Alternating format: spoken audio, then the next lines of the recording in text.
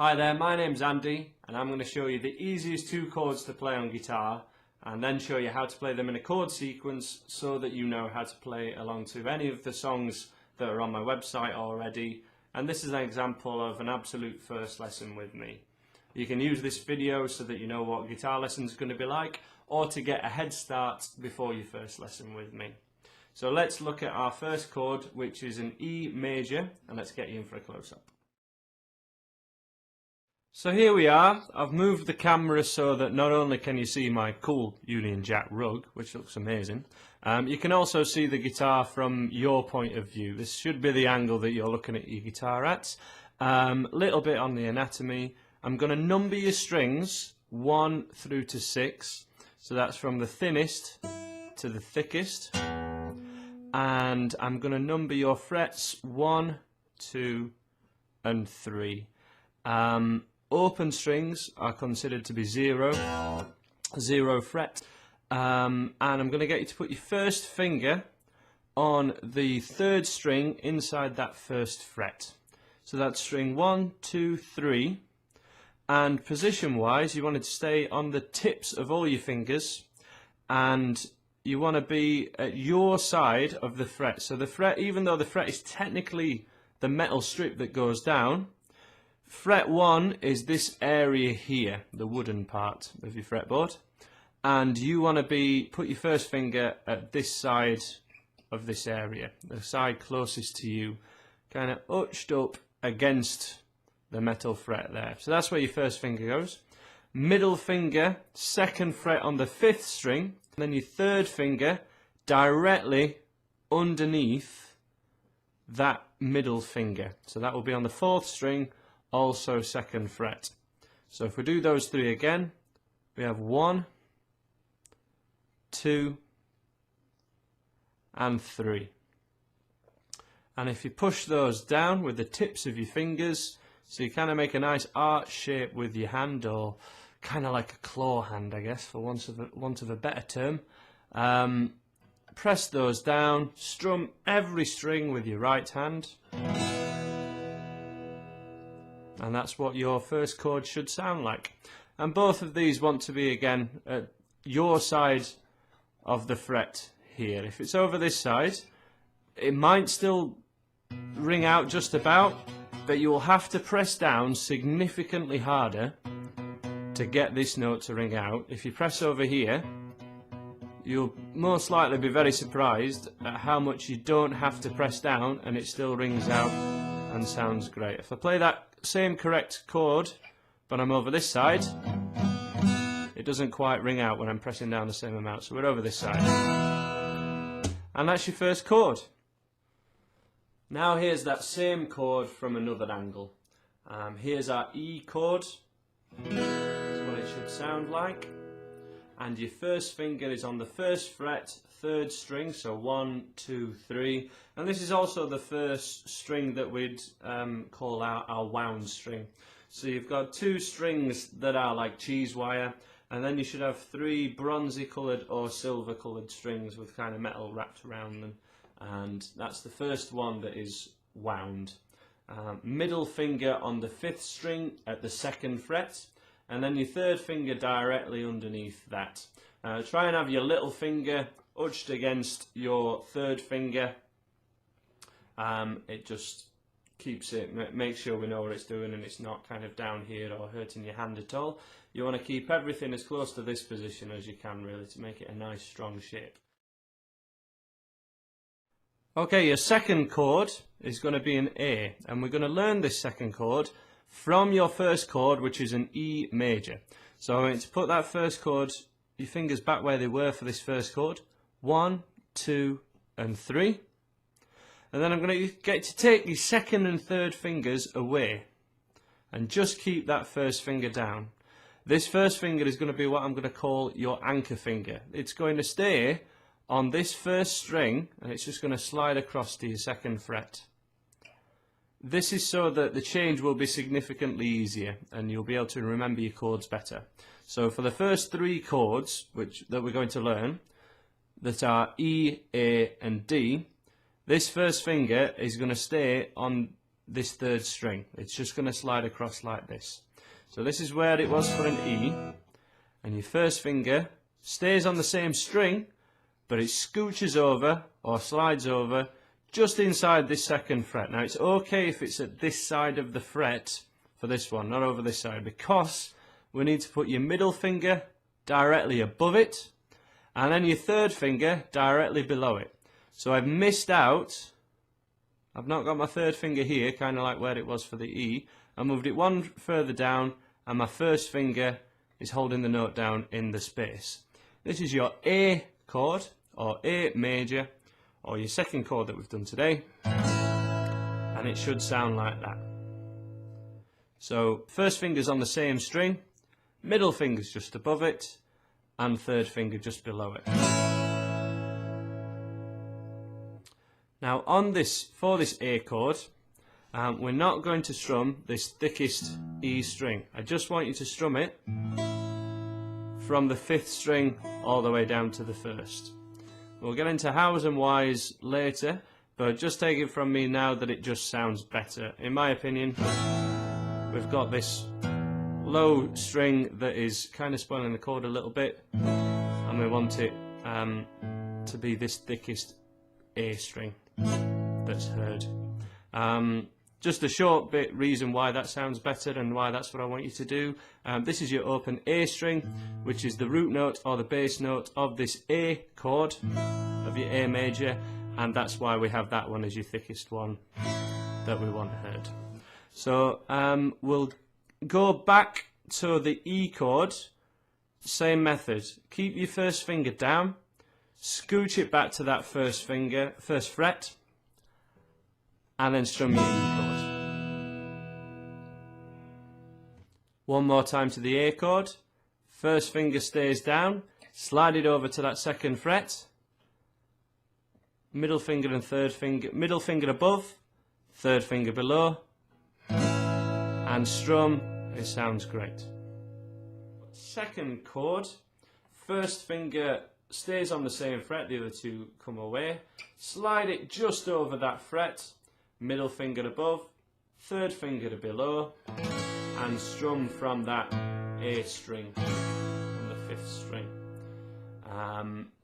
Can be quite hard to get the middle one ringing out, so again you've got to stay right on the tips of your finger to get that one ringing out. Everything inside this second fret here, so 0, 1, 2, and that's your A chord. First finger stays down, slide it back, strum your E chord. First finger stays down but scooches over to the second fret, middle finger above, third finger below, and strum. You may also see this chord written down, or you may have learnt it as kind of 3 in a row like this. This way of learning an A is absolutely fine if that's something you've done before, but if you struggle changing between an E and the A, or an A to a D, or if you struggle with any of the chord changes when you try and play this in a song, I recommend that you go for this A that I've taught with you today, because the idea of using this finger in is so that this first finger stays down, E and A, and the next chord that you would do in the course, which is a D, and it just gives you that anchor point and saves you playing an E, taking all your fingers a day, and then thinking, hang on, where do these go? I've lost my reference point.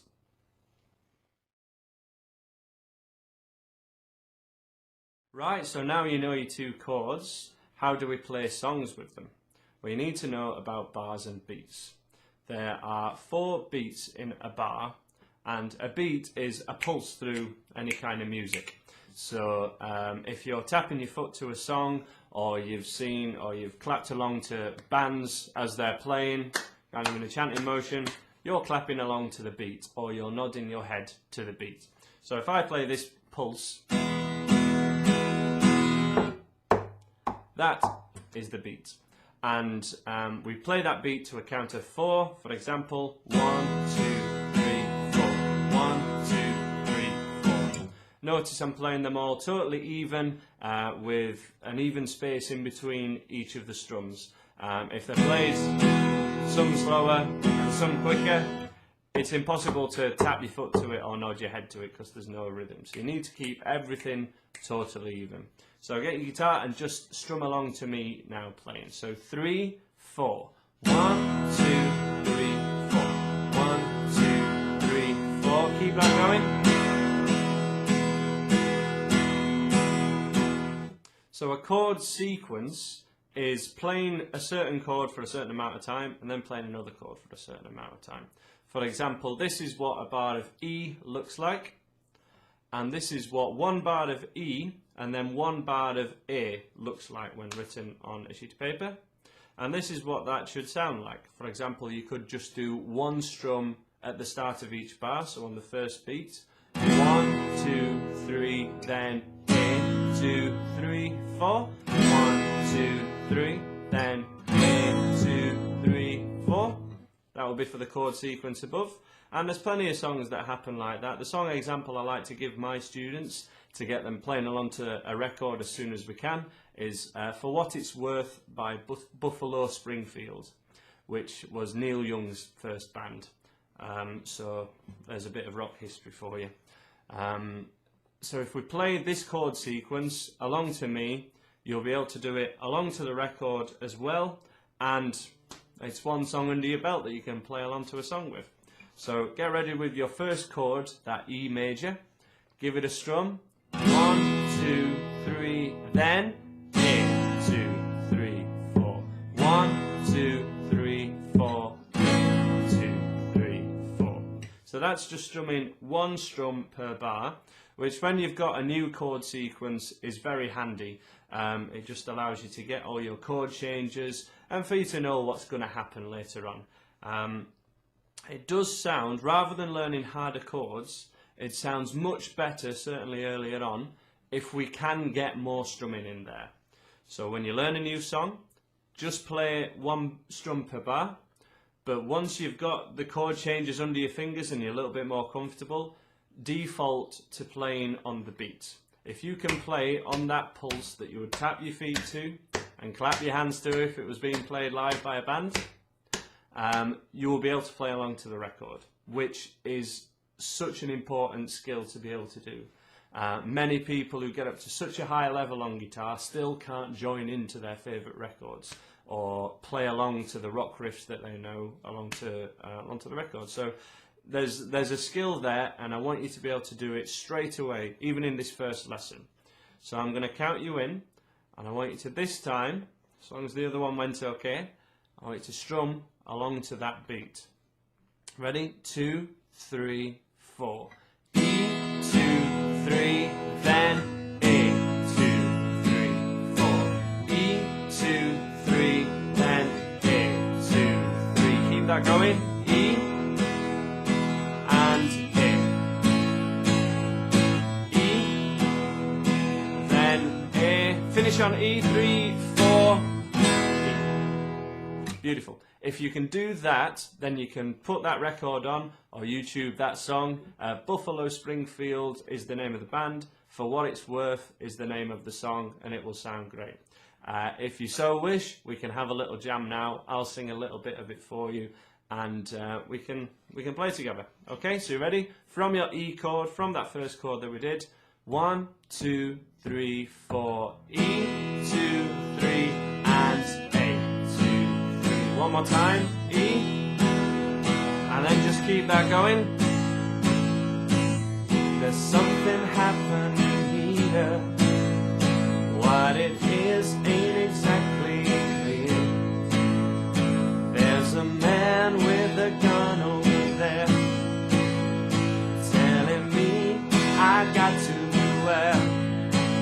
I think it's time we stop, children. What's that sound? Everybody look what's going down. One more time. And end on E. There you go. And stop there. Beautiful. I'm sure that sounded great.